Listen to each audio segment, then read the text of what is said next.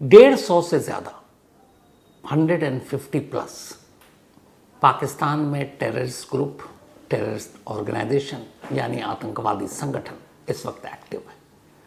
150 से ज़्यादा ऑर्गेनाइजेशन। अब इससे जुड़े हुए कितने होंगे? हज़ारों। फिर भी पाकिस्तान कहता है कि हमारी ज़मीन पर कोई आतंकवादी नहीं है।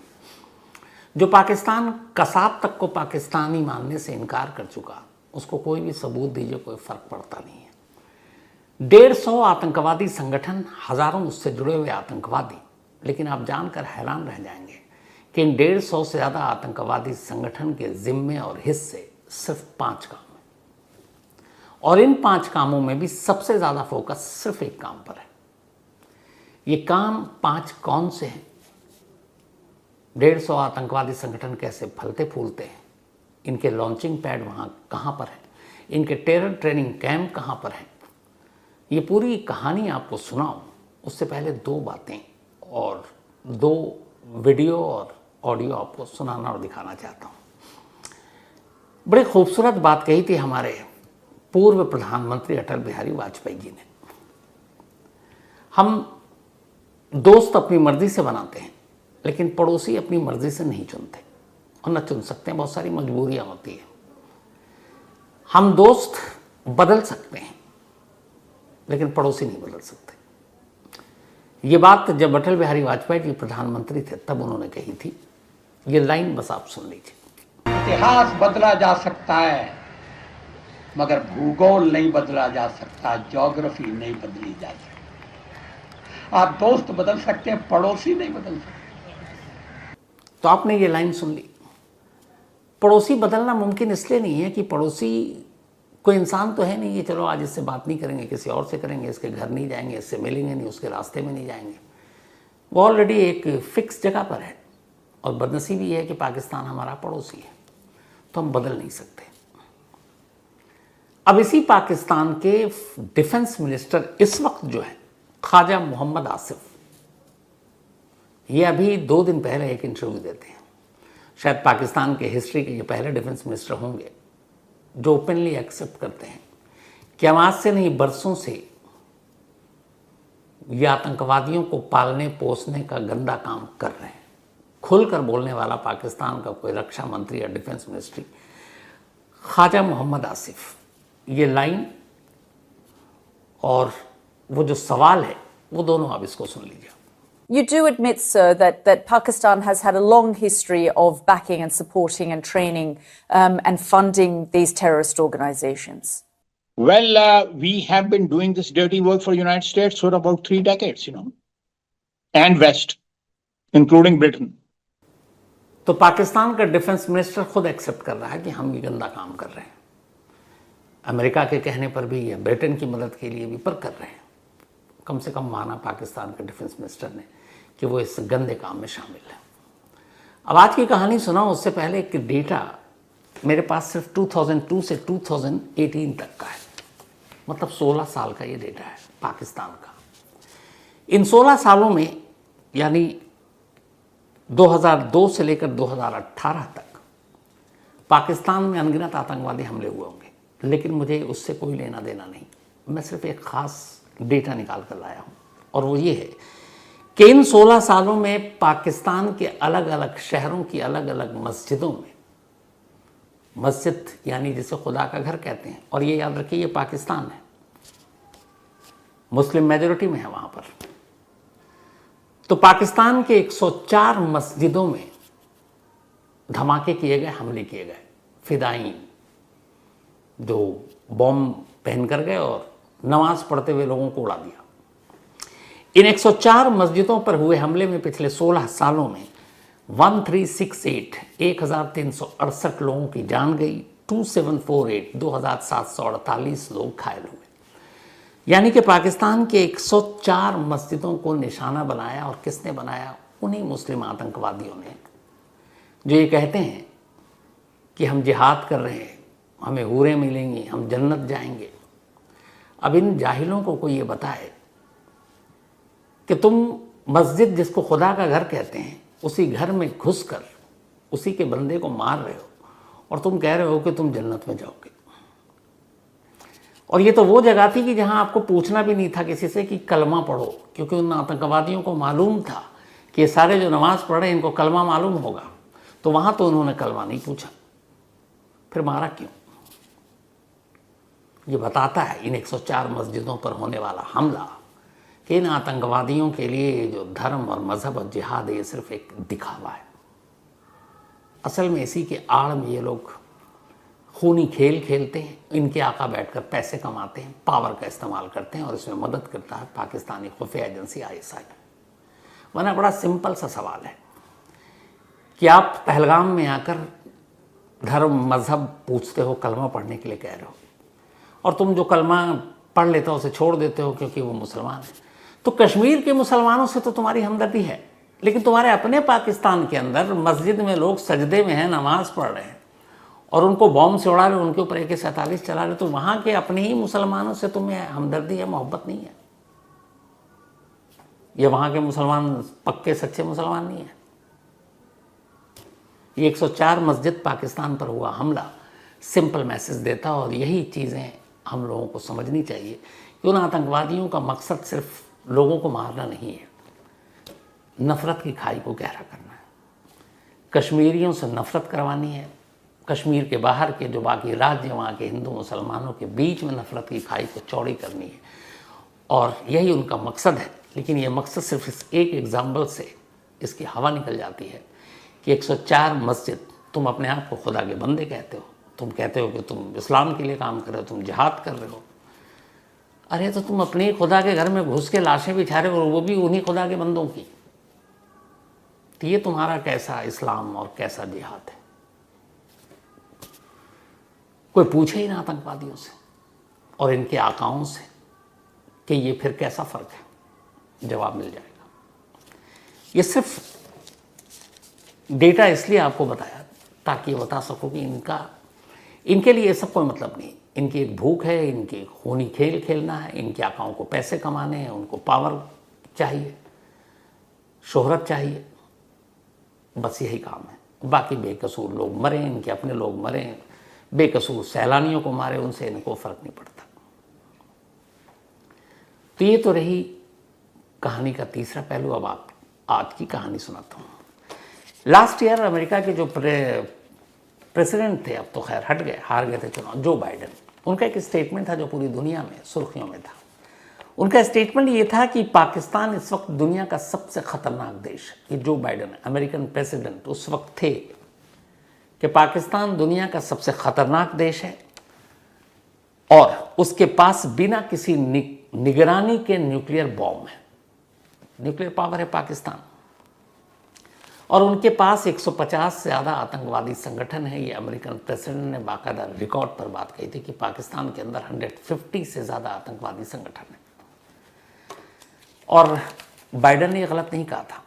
इस डेटा के पीछे एक कहानी थी। कहानी ये थी कि यूनाइटेड नेशन सिक्योरिटी काउंसिल यानी कि UNSC, संयुक्त राष्ट्र सुरक्षा परिषद ने 2024 में एक डेटा रिलीज़ किया था, और इस डेटा में उसने कहा था, UNSC ने, कि पाकिस्तान में इस वक्त 150 से ज़्यादा, वैसे एक्चुअल फिगर उस वक्त 2024 में थी 151, बाकायदा उनके नाम भी हैं पूरे 151 के, कौन एक्टिव है, कौन थोड़ा सा कम एक्टिव है, कौन कहाँ एक्टिव है, सारी डिटेल है।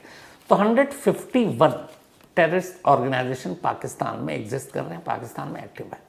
ये UNSC की रिपोर्ट है 2024 की। अब साउथ एशिया टेररिज्म पोर्टल है एक, SATP, आप इस पोर्टल पर जाएंगे, यहाँ से आपको बहुत अच्छी जानकारी मिलती है।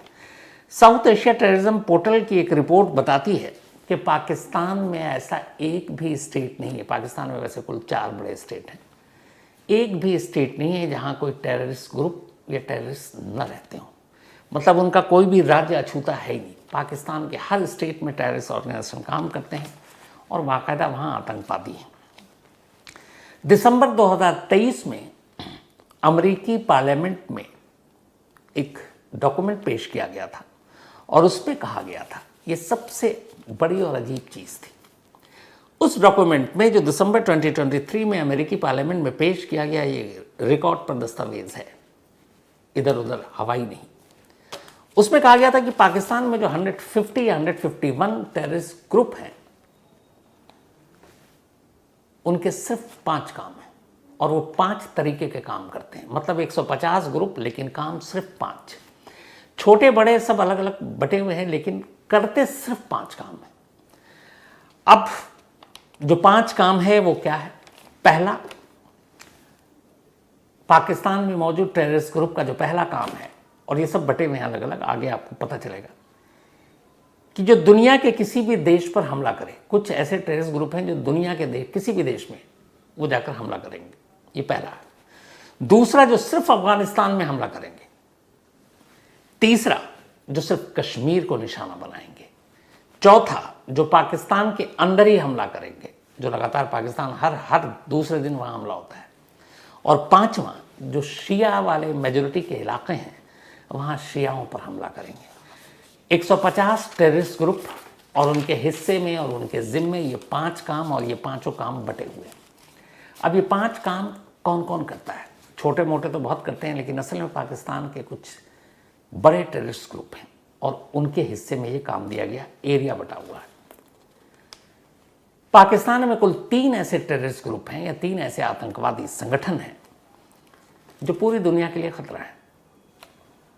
हालांकि इनमें पहला नाम आप सुनकर थोड़े से चौंकेंगे कि ओसामा बिन लादेन तो मर गया, अलकायदा खत्म हो गया। ऐसा नहीं है, अलकायदा को चलाने वाले अब भी चला रहे हैं और रहते हैं। जब आप सुनते हैं कई जगहों पे हमले होते हैं, तो जो 3 ऐसे ग्रुप हैं जो पूरी दुनिया के लिए खतरा हैं, जो पाकिस्तान की सरजमीन पर बैठकर प्लानिंग करते हैं और फिर एग्जीक्यूट करते हैं, उनमें पहला नाम है अलकायदा का, आज भी, जिसका chief Osama bin Laden Pakistan के एबटाबाद में एक घर में छुपा हुआ मिला था और जिसे अमेरिकी सील कमांडो ने गोली मारी थी। तो पहला अलकायदा। दूसरा है अलकायदा इन इंडियन सब कॉन्टिनेंट। ये एक ऑर्गेनाइजेशन है, टेररिस्ट ग्रुप, पाकिस्तान में ही काम करता है। अलकायदा दूसरे नंबर पर, अलकायदा इन इंडियन सब कॉन्टिनेंट। और तीसरा है इस्लामिक स्टेट खुरासान। इसकी कहानी आपको डिटेल में सुनाई है। इस्लामिक स्टेट खुरासान मतलब पूरा साउथ ईस्ट एशिया पर के लिए जो खतरा है। तो ये 3 ऐसे ग्रुप हैं जो दुनिया के लिए खतरा है। इनका काम ही है कि दुनिया के किसी भी देश में कुछ ऐसा ऑपरेशन चलाना हो तो या तो अलकायदा होगा, या फिर अलकायदा इन इंडियन सब कॉन्टिनेंट होगा, या इस्लामिक स्टेट खुरासान होगा। ये तीनों मेन फोकस इनका वक्त के हिसाब से, हालात के हिसाब से दुनिया के अलग अलग देशों को चुनना और वहाँ आतंकवादी हमले करना। और तीनों पाकिस्तान में अच्छा खासा इनका बेस है। अब दूसरे नंबर पे जो 5 काम करने वाले हैं, तो पहला ग्रुप तो हो गया दुनिया के देशों पर। अब दूसरा एक ग्रुप है जिसको खास सिर्फ और सिर्फ अफगानिस्तान को ही सामने रखकर अपना ऑपरेशन चलाना होता है। तो जो अफगानिस्तान पर हमला करने वाले पाकिस्तानी आतंकवादी संगठन हैं यानी टेररिस्ट ग्रुप हैं, उनमें से 2 सबसे बड़े हैं। जैसे 3 वर्ल्ड के लिए थे, 2 अफगानिस्तान के लिए जो डेडिकेटेड हैं, सिर्फ अफगानिस्तान ही आप देखोगे। उनमें से एक है अफगान तालिबान और दूसरा है हक्कानी नेटवर्क। हक्कानी नेटवर्क और अफगान तालिबान का काम ही है कि अफगानिस्तान में उथल पुथल करते रहो, पाकिस्तान में बैठे टेररिस्ट ग्रुप की तरफ से और ISI की मदद से अपना वो फ़ायदा उठाने के लिए जब तब करेंगे। तो पहला हो गया वर्ल्ड, दूसरा हो गया अफगानिस्तान, 3 और 2 5 आतंकवादी संगठन, तो ये हो गया मेजर। अब तीसरा आतंकवादी संगठन, और ये वो आतंकवादी संगठन है जो सबसे ज़्यादा, वर्ल्ड को आपने देख लिया, अफगानिस्तान को देख लिया, लेकिन सबसे ज़्यादा पाकिस्तान में बैठे जो 150 हैं या 151, उनमें से एक मेजॉरिटी आतंकवादी संगठन की नज़र हमेशा कश्मीर पर रहती है। उसकी वजह यह है कि जो कश्मीर में ज़्यादा उथल पुथल करता है, ऐसे ऑर्गेनाइजेशन को ज़्यादा फंडिंग मिलती है पाकिस्तानी खुफिया एजेंसी ISI से, पाकिस्तानी आर्मी से, और फिर उनकी शाबाशी मिलती है, उनको उसी हिसाब से सहूलियत मिलती है, उनको उसी हिसाब से इज्जत दी जाती है। तो चाहे वो वर्ल्ड में करें, अफगानिस्तान में करें, लेकिन असली शाबाशी ऐसे टेररिस्ट ग्रुप को उनके आका जो देते हैं वो कश्मीर के किसी ऑपरेशन पर देते हैं। और इसीलिए जो भी एक छोटा ऑर्गेनाइजेशन भी वहाँ जब जन्म लेता है तो उसका पहला यही होता है कि कुछ कश्मीर में करो ताकि हम बड़े लोगों की नज़र में आ सकें। तो अब जैसे अभी जो पहलगाम में हुआ, इसकी जिम्मेदारी ली TRF ने, द रेजिस्टेंट फोर्स ने, 2019 में बना। लेकिन हम सब जानते हैं कि एक शैडो ऑर्गेनाइजेशन है लश्कर का, लश्कर-ए-तैयबा पे चूँकि बैन लगा, आईएसआई ने फंडिंग देना बंद कर दिया, डायरेक्टली चोरी छुपे दे रहा हो तो दे रहा हो। तो अब क्या हुआ, एक नया ऑर्गेनाइजेशन खड़ा कर दिया। आईएसआई टीआरएफ को दे रहा, क्योंकि अभी तक दुनिया की तो नज़र उस पर थी नहीं, पहलगाम के बाद देना मुश्किल हो जाएगा, तो इस टीआरएफ को दिया। लेकिन टीआरएफ का माई बाप कौन है कहने को? अगर आप टीआरएफ शैडो संगठन है तो लश्कर ही हुआ। तो लश्कर का मतलब हाफिज सईद, जो लश्कर का बॉस है, चीफ है। तो अब लश्कर की अगुवाई वाला मतलब हाफिज सईद के, ये कश्मीर में सबसे ज़्यादा, और कश्मीर के अलावा भारत के अलग अलग हिस्सों में सबसे ज़्यादा ऑपरेशन यही करता है। पाकिस्तान में जितने भी 150+ ऑर्गेनाइजेशन है टेररिस्ट ग्रुप के, उनमें सबसे ज़्यादा इंडिया को लहूलुहान करने वाला लश्कर है पहले नंबर पर। दूसरे नंबर पर आता है मौलाना मसूद अजहर, वही जैश ए मोहम्मद का सरगना, जो पार्लियामेंट अटैक के लिए जिम्मेदार था, जिसने कश्मीर में कश्मीर विधानसभा के बाहर भी इसने ऑपरेशन किया था एक, और भी अलग अलग जगहों पे इसने किया। तो दूसरा है जो बड़ा, इनके हिस्से में सिर्फ कश्मीर ही आता है, चाहे वो लश्कर हो, मसूद अजहर का जैश ए मोहम्मद हो, हरकतुल जिहाद इस्लामी, ये तीसरा संगठन है जो कश्मीर पे ही फोकस रहता है। चौथा है हरकतुल मुजाहिदीन, इसके अलावा पांचवा है हिजबुल मुजाहिदीन। ये 5 वो ऑर्गेनाइजेशन है जिनका टारगेट, जिनका निशाना ही कश्मीर है।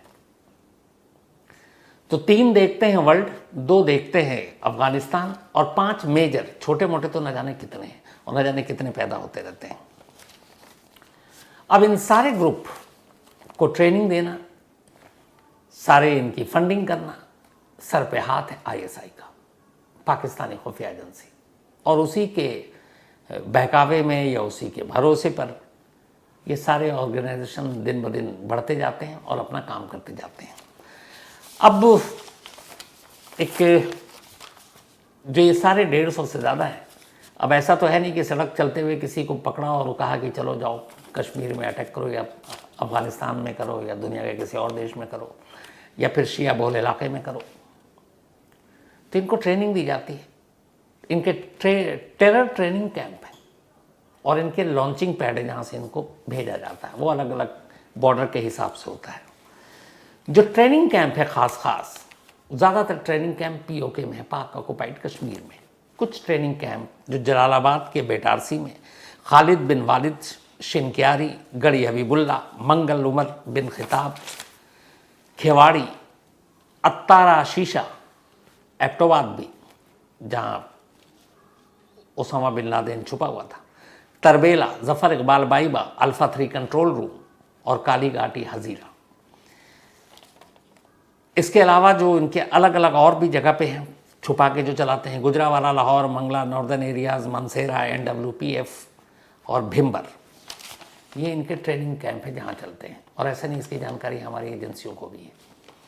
इसके अलावा जो लॉन्च पैड है इनका, गुरेज सेक्टर में दुर्मत, डोमेल, मैकरून, मच्छल में दुधनियाल, इसके अलावा माछिल, डोगा, केरन में चक, जनवाल और तेजियान, करनात में कठा, कटरा, बेहक, नौगाम में लीपा, गुलमर्ग में हिलन, बहादुर, उस तरफ फिर मनसेरा भी है, पुंग, उसके अलावा और समानी भी है। तो ये तो इनके रहे वो सारे टेरर कैंप और लॉन्चिंग पैड जहाँ ट्रेनिंग दी जाती है।